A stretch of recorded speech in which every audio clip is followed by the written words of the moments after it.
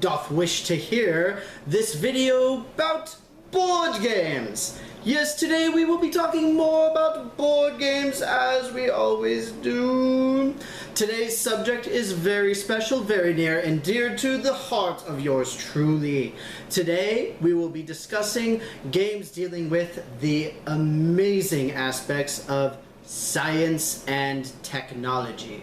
That's right, instead of discussing the science fiction, that we have discussed before, today we will be discussing those games that involve advancement of technology, advancement of science, because that is what we need to do.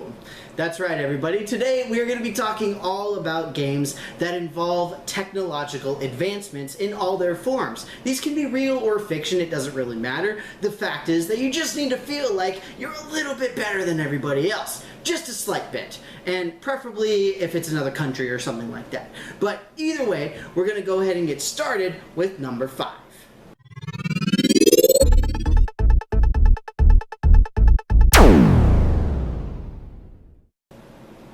Number 5 is a game that is solely designed for you to outlast your opponents in the technological realms of all different sorts. The game itself is Innovation.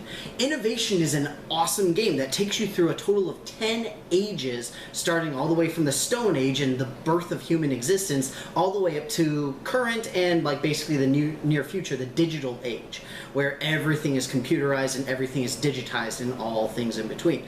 The great thing about this game is that as you're playing, it really feels like you're overtaking your opponents, because the idea is that you're trying to control different aspects of society. You can try to control science, you can try to control technology and culture, and the way that you do that is based on symbols on the cards. And it's actually very, very simple to play. It's easy to learn. It's a little bit long for its size. I mean, I know it's a very small box, quite petite, but it takes about an hour, so it's a little bit longer, but at the same time it's really, really fun and it's very rewarding, and not only that, but surprisingly strategic. You've got multiple piles that you can pick from, and the idea is that you have to go up in numbers. Everything is numbered 1 through 10, and you can't go to 5 if you've only got a 3, for example. You have to go in order, so you really feel like you're progressing through and potentially either trying to catch up to people, or you're trying to break away from people and go farther and farther. But either way, it's a wonderful game. It's a ton of fun. Innovation, my number 5.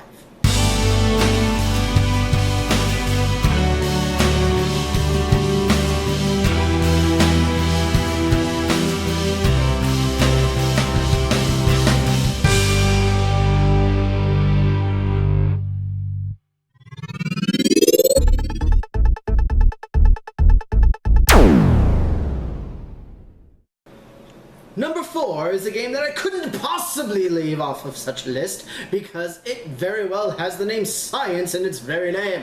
That is right, we are discussing the new Science. Not the old Science, but the new ones. The new Science is a really, really fun game that you can play, and this is a very unique game in that it has actual innovations that you did. So Innovation is another example that does this, where you have actual occurrences where you learn about the microscope and the telescope, and you learn about how chemical reactions are done. You do basic scientific method. The whole point for this game is that you are a researcher who is going through the scientific method to try to get data, get information, get things published, and then basically go to all of your peers, also known as your opponents. After it's published, they are free to use it, but you can be that guy who sort of keeps all the stuff to themselves, but at the same time that means that you don't get the prestige.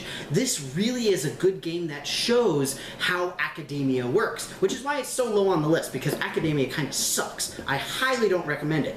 But either way, the game is really fun. Academia is what you shouldn't do. But the game, the new Science, is really, really fun. I very much recommend it. The really biggest problem that I have with this is that if you only have 2 players, it completely cuts out biology. And why are you going to do that? Why are you going to cut off biology? That's not cool, man. You can't do that. But it's a really, really fun game that really does a great job of showing how the scientific process works, and not only that, but the fact that even if you do everything absolutely correctly, you can still screw up, and it can still not work in the end. But it's really interesting because you've got you've got famous scientists that you're playing as, and they have little biographies about these individual scientists, so you can learn a little bit while you're playing it, although you might not necessarily want to do that. But it's fun, and it does, just like with innovation, it feels like you're advancing forward. It feels like you're moving forward, although somewhat less so than with innovation, but I do love the theming for this a little bit more, and that's why it's a little bit higher on my list. But regardless, for all of those reasons, the new Science is my number 4 game related to the advancement of technology.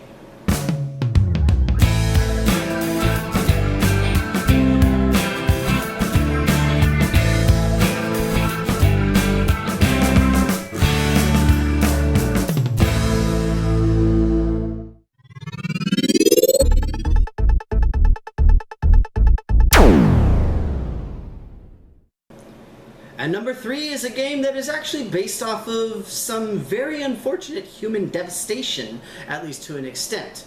That's right, it is the Manhattan Project. The Manhattan Project, for those of you who don't know, is what actually developed the atomic bomb, but at the same time, it now allows us to use nuclear energy. And it's a very, very interesting double-edged sword, where we have this great power, this amazing ability to generate electricity extremely cheaply and very efficiently, but at the same time cause absolute havoc and devastation. But that's really kind of depressing, so let's talk about the game instead. The Manhattan Project, the game, is actually a worker placement game.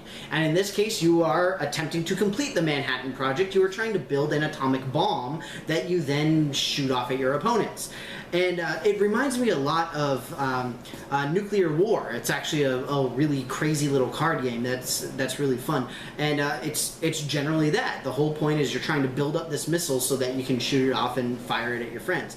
As I said, it is worker placement. You've got different types of workers. You've got scientists, you've got laborers, you've got like construction workers, you've got the sort of like catch-all workers that are sort of in the middle that anybody is able to take. Just all like anybody that is required to make an atomic bomb is in here effectively. You pick a specific phase or a specific job that you want to complete for that turn, and then you go ahead and do it. I mean, it's worker placement. You all know how it works. But in this case, just like everything else on this list, the whole point is that you really feel like you're moving forward.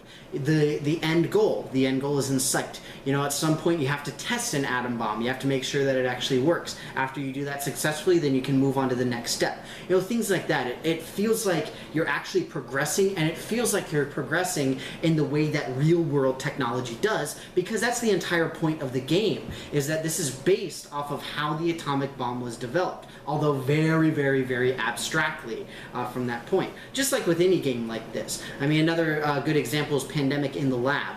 You know, you've got all the stuff in the lab that you're doing to like sequence the genome and figure out what the disease does and how it works so you can cure it. But at the same time, that is very far removed from the way it actually functions within a lab. But it's not a bad thing, because you still have that feeling, that absolute gratification of feeling like you're moving forward and actually doing something successfully that makes it feel like you are in the middle of a technological arms race, literally in the case of the Manhattan Project. So for that reason, it is my number 3.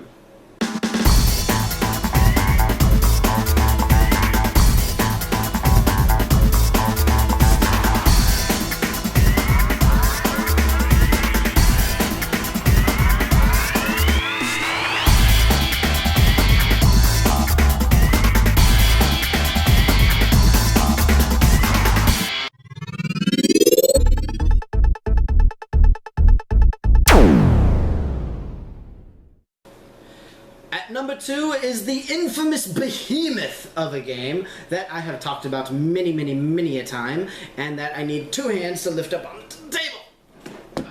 That's right. We are talking once again about Twilight Imperium. Now, why are we talking about Twilight Imperium? Well, on the back of the box, you can even read. The first thing listed, or one of the first things listed, is 144 technology cards. That's the whole point. Technological arms races is huge in Twilight Imperium. I've mentioned in several of my other videos that a lot of times when you're playing a game like this, or especially this game specifically, it feels like a lot of the mechanics end up sort of getting lost. Because there's so much going on that it's very difficult to focus on a single thing.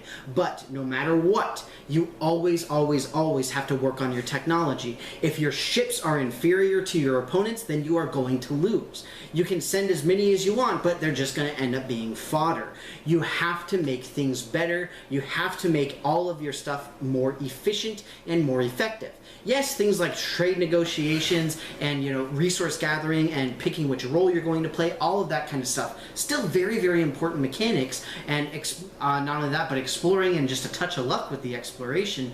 But the fact is that without the technology, without those technological advances, without being able to outsmart, outthink, and outgun your opponents, then you are more than likely going to lose. It's very difficult to win in any way other than combat in this game. If you've ever played it, you know exactly what I'm talking about. But either way, just like all the other games that I've talked about with Twilight Imperium, it really feels like you are moving forward because you actually see it directly in the game mechanics. You see that your ships are now distinctly better.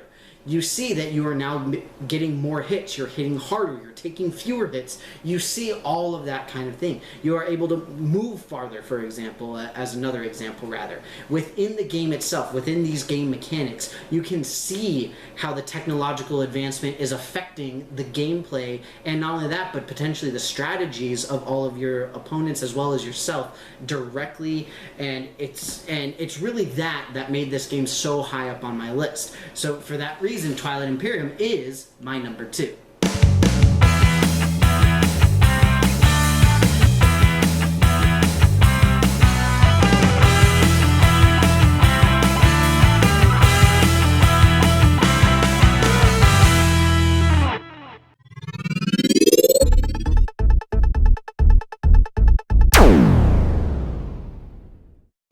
My number 1 game for the advancement of technologies is, unfortunately, yet another game that I do not own. It's been a while since I talked about him, but still. This particular game is the game of Civilization. Civilization, just by its name, tells you that this is a huge game. It is absolutely massive. If you have played the computer game, then you know what I'm talking about. I absolutely love playing Civilization. Not only the board game, but also the video game. I play the video game more than the board game, because unfortunately I don't know anybody right now who has the board game. I wish I did. But Civilization, as far as technological advancements go, is probably the one that is the most visceral, in-your-face, you better advance technology or you are going to die. Very similarly to Twilight Imperium, but in the case of Civilization, it's really interesting because as you go through and as you advance, in the board game, you actually have not really cards, but they're just cardboard cutouts, and as you advance in technology, then you actually change the capabilities of your troops. And not only that, but on the indicator itself, it actually changes the physical appearance of them. So for example, you're going from, people with bows and arrows to riflemen, or rather musketmen, and then from musketmen to riflemen, and then, you go to like Marines or whatever it is. I don't remember exactly what it is on the top of my head, but that's the general progression that you see. You see the exact same thing in the video game, where you can upgrade troops to a newer, more powerful, more technologically advanced form, so to speak. And that's really the whole point, and that's what I love to see with games like this. I love to see that in a game where you have a technological advancement. Not only do you see it in the actual game mechanics, because you can see that your troops are now more powerful than your opponents, but you actually see a literal change in what you are actually doing. You see that instead of having, a guy with a bow and arrow, you now have a guy with a gun. Things like that. You see the actual image of the people change. And for me, I'm a very visual person, and that really sort of hits home for me. And of course, as a technological person, and as a scientific person, it's even better. So I absolutely love it. It's a wonderful game that I wish that I could play on the table more, but for now, I just have to deal with the digital version instead. Not that that is in any way a bad thing. Civilization, my number 1 board game for technological advancement.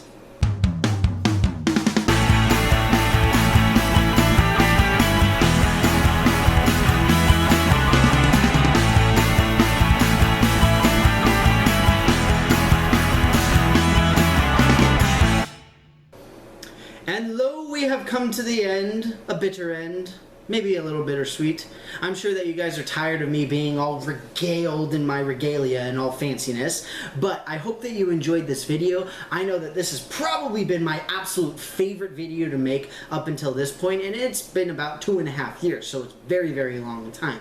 So please, let me know, as always, what do you guys think of my list? What other games do you think fit really well with this? What games can you really feel a visceral technological advancement? When you get something, when you get a new card, when you finally finish that research, what games allow you to really feel that? Where can you really see it happen? Where do you see it in the game mechanics? All of that kind of stuff. Whether it's visual or whether it's gameplay or whether it's both, whatever it is, please let me know anything and everything that you think in the comments below. You know that I always love to hear your guys' feedback, but with that, thank you so much for watching once again. I hope that you enjoyed it, even with my wackadoodleness and all of my fun accents and whatnot. But thank you so much, and I will see you next time. Thank you again for watching my video of my top 5 favorite games that involve the advancement of science and technology. I hope that you enjoyed it, and as always, please put any and all thoughts into the comments below. Please do remember that I am also on Twitter now. You can follow me at DannyCGamingSci, so you can see new videos as well as when I start to stream video games. As always, I've got several playlists of mine linked up at the top of the page, and I have the big giant subscribe button so that you can see more from me in the future. With that, thank you very much, and I will see you next time.